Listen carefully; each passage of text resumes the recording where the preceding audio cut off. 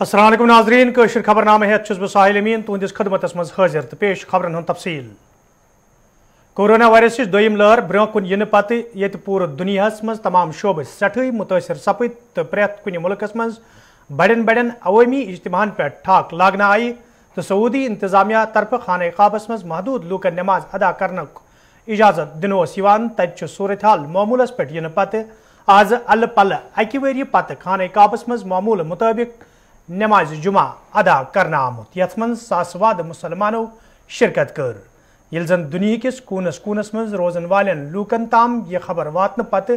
मुसलमानन मज अख नौ खुशी वुचन मीलादुन्नबी सल्लल्लाहु अलैहि वसल्लम के मुनासबत ये आज ते वादी मज तकरीबन हुंद सांझ करना आव यथ मज आशकान रसूलन हिंद बड़ तादादन शिरकत कर तत सपज सारवी खोत बड़ तकरीब दरगाह हजरत बलस मज ये वादी हिंदो मुख्तलिफ इलाकों पे आमतो सासवाद अकीदत मंदो हाजरी दिज अत मौकस पे ये प्रेत नमाज पत खसूसी दुआ मंगना आई तत नमाज जुमा अदा करने पत मोए मुकदस निशानदी करना आमज यह दौरान आशकान रसूल आहजारी करान नजर गछान।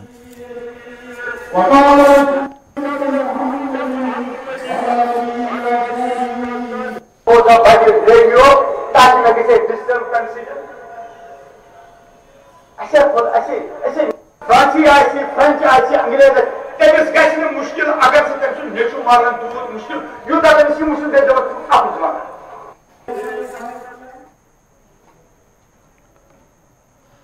हज 2024 हवाले ये सऊदी हुकूमत तरफ गोड़े गाइडलाइन जारी कर आमच तत नई दिल्ली मज वजारत अकलियती अमूर व हज तरफ मुख्तार अब्बास नकवी सद सदारत मज मीटिंग हुंद सांझ करना आमुत यथ दौरान हजस हवाले कथन दल दिन आव। हमें उम्मीद है कि हज 2022 इस बार हो, हम चाहते भी हैं और इस सिलसिले में हमने अपनी तैयारियां शुरू कर दी हैं। मोटा मोटा जो हज 2022 के लिए जो हिंदुस्तान से हज यात्री जाएंगे उन्हें वैक्सीनेशन का दोनों डोज जरूरी है। उसके अलावा जो उस वक्त जिस वक्त हज होगा 2022 उस वक्त जो सऊदी सरकार का पैंडेमिक प्रोटोकॉल या जो भी प्रोटोकॉल होगा वो और भारत सरकार का, उस दोनों प्रोटोकॉल को मद्देनजर रख करके ही जो एप्लीकेशंस हैं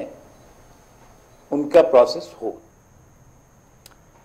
जम्मू कश्मीर मज ये पतमे कई काल पे NIA तरफ मुख्तलिफ मामलन हवाले तहकीकात जारी तत आज ते NIA तरफ जम्मू कश्मीर मज छाप त्रावन आमत यथ दौरान खसूसी टीमों तरफ अहम दस्तावेजात जब्त करने दाव करना आव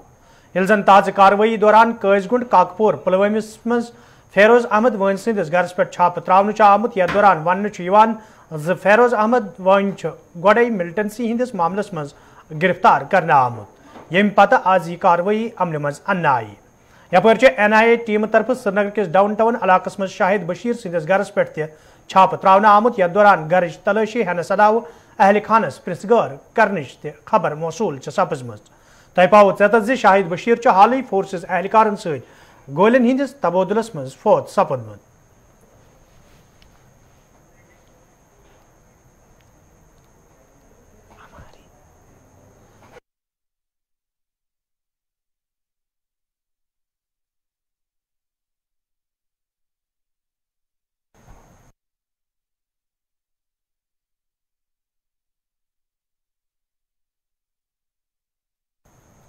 यह कत बावन लायक ज पतमो कैंसो दो पे लगातार वादी हिंदन मुख्तलिफ जायन पे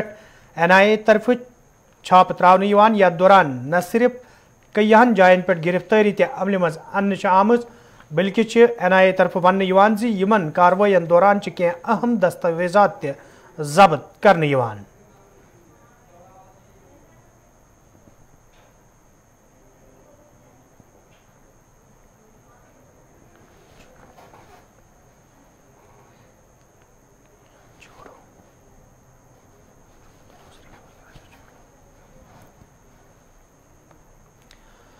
पुंछ किस बटादूरा इलाकस मज ये पतमो दो हफ्तों पे फोर्सेस एहलकारों तरफ बड़िस पैमानस पे ऑपरेशन जारी तो विज अत गोलियन हुंद तबोदुल सपुद तत फौजी जराये पे वन आमुत आज सुबह अत दुबार गोलियन हुंद तबोदुल सपुदमुत यम पत ऑपरेशन मजीद सख्त करना आव तय याद ज हफ्ते ब्रो अत फोर्सेस एहलकारन तो मिलिटेंटन दरमियान गोलियन हुंद तबोदुल सपुदमुत यथ दौरान कैंसन अफसरन सान कया फोर्सेस एहलकार फौत सपद।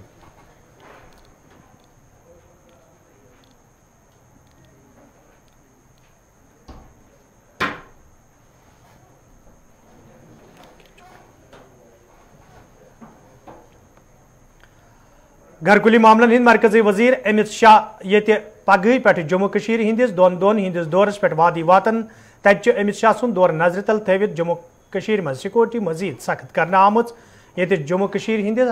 हिंदन हसास इलाकन मज फोर्सेस एहलकारन हज इजाफी नफरी तैनात करने आमुत यथ दौरान जाय जाय फोर्सेस एहलकारों तरफ खसूसी नाक लागन आमुत तत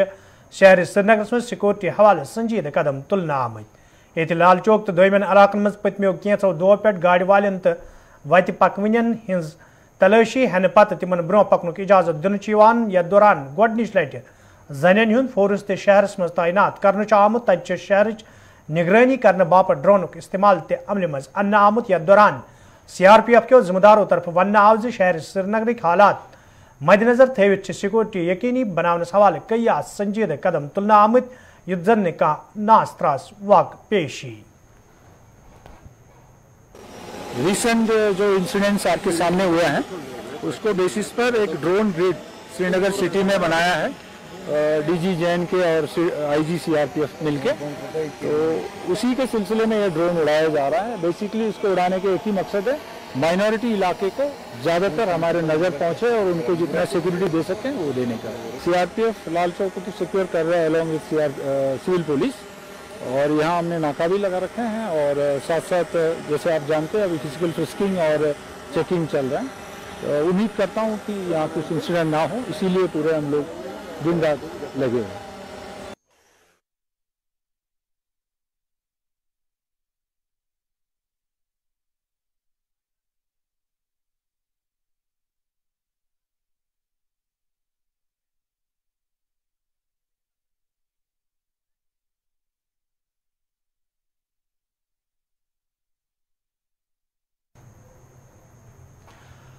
दुरुस मुल्कस मज ये रात 7 करोड़ वैक्सीन दिनस पे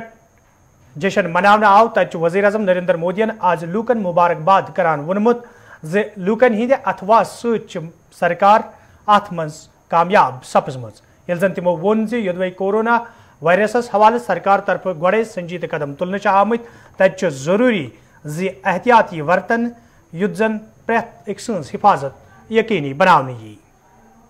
100 करोड़ वैक्सीन डोज ये केवल एक आंकड़ा नहीं है, ये देश के सामर्थ्य का प्रतिबिंब है, इतिहास के नए अध्याय की रचना है। ये उस नए भारत की तस्वीर है जो कठिन लक्ष्य निर्धारित कर उन्हें हासिल करना जानता है। ये उस नए भारत की तस्वीर है जो अपने संकल्पों की सिद्धि के लिए परिश्रम की पराकाष्ठा करता है। साथियों, आज कई लोग भारत के वैक्सीनेशन प्रोग्राम की तुलना दुनिया के दूसरे देशों से कर रहे हैं। भारत ने जिस तेजी से 100 करोड़ का 1 बिलियन का आंकड़ा पार किया है उसकी सराहना भी हो रही है, लेकिन इस विश्लेषण में एक बात अक्सर छूट जाती है कि हमने ये शुरुआत कहां से की है। दुनिया के दूसरे बड़े देशों के लिए वैक्सीन पर रिसर्च करना, वैक्सीन खोजना, इसमें दशकों से उनकी महारत है, एक्सपर्टाइज थी। भारत अधिकतर इन देशों की बनाई वैक्सीनेशन पर ही निर्भर रहता था। हम बाहर से मंगवाते थे। इसी वजह से जब 100 साल की सबसे बड़ी महामारी आई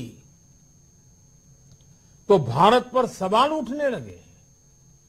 क्या भारत इस वैश्विक महामारी से लड़ पाएगा? भारत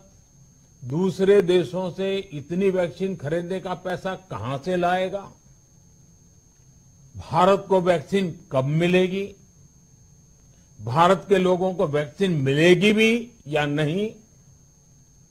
क्या भारत इतने लोगों को टीका लगा पाएगा कि महामारी को फैलने से रोक सके? भांति भांति के सवाल थे, लेकिन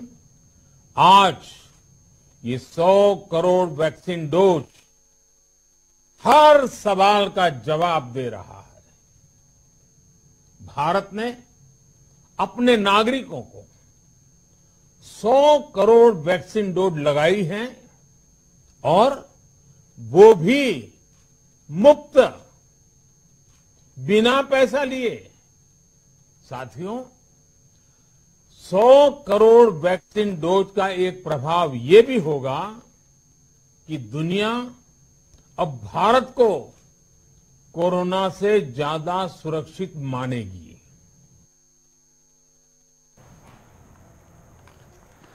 मरकजी वजीर दिफा राजनाथ सिंह आज बेंगलुरस मज अकिस तकरीब दौरान भारत तो हमसाय मुल्कन हवाले कत करान वोनमुत यम सात दुनिया कईयों मुल्कों तरफ भारत साथ दिन निश इनकार कोर तम सात रूसन भारतस अथवास कोर्मुत यस जन भारत बापत फख्रच कत।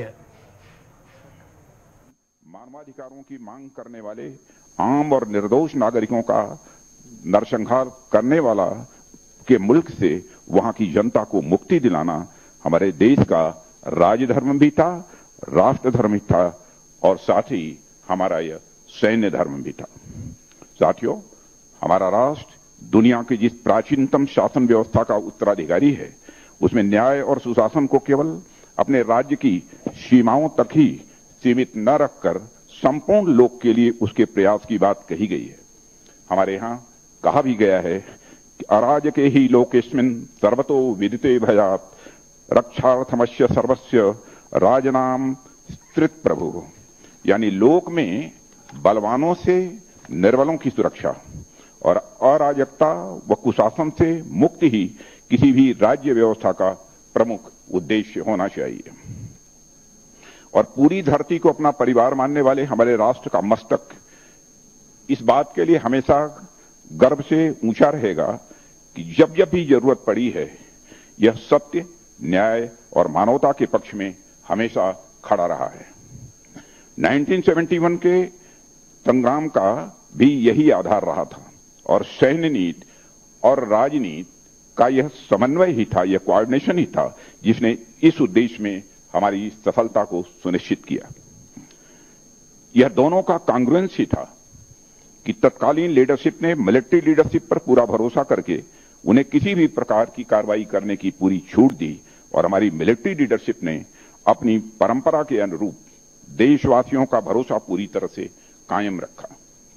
इस वार में कहने के लिए तो ईस्ट और वेस्ट दो मेन फ्रंट थे, पर वास्तव में अनेक ऐसे फ्रंट थे जिनका हमको ध्यान रखना था और जो पॉलिटिको मिलिट्री सिनर्जी के बिना किसी भी सूरत में संभव नहीं था। उदाहरण के लिए, एक ओर हमें मुक्ति वाहिनी को सपोर्ट करना था, दूसरी ओर ईस्ट पाकिस्तान से आए लाखों की संख्या में रिफ्यूजीज को भी देखना था और तीसरी ओर पाकिस्तान द्वारा इंटरनेशनल बाउंड्री अथवा सीज फायर लाइन, जिसे आज हम लाइन ऑफ कंट्रोल के नाम से जानते हैं, पर किसी भी तरह के आक्रामक रवैये को रोकना था। चौथा, नॉर्दर्न सेक्टर से चाइना के किसी भी प्रकार के हस्तक्षेप को रोकना था और इन सब के साथ साथ वर्ल्ड कम्युनिटी में भारत की उस साख यानी क्रेडिबिलिटी को भी हमको बरकरार रखना था जिसके तहत भारत हमेशा शांति, न्याय और मानवता का पक्षधर रहा है। वैसे तो मार्च अप्रैल 1971 तक वार की परिस्थितियां बन चुकी थीं, पर इन सब के लिए हमें एक अच्छा खासा समय चाहिए था और सरकार ने बड़ी सूझबूझ और पेशेंस के साथ हमारी सेनाओं को वह समय उपलब्ध कराया। आप सब इस बात से भी अवगत होंगे कि इस कैंपेन को कैसे पोस्ट मानसून पीरियड तक स्थगित किया गया ताकि ईस्ट पाकिस्तान की नदियों में बाढ़ की संभावना कम रहे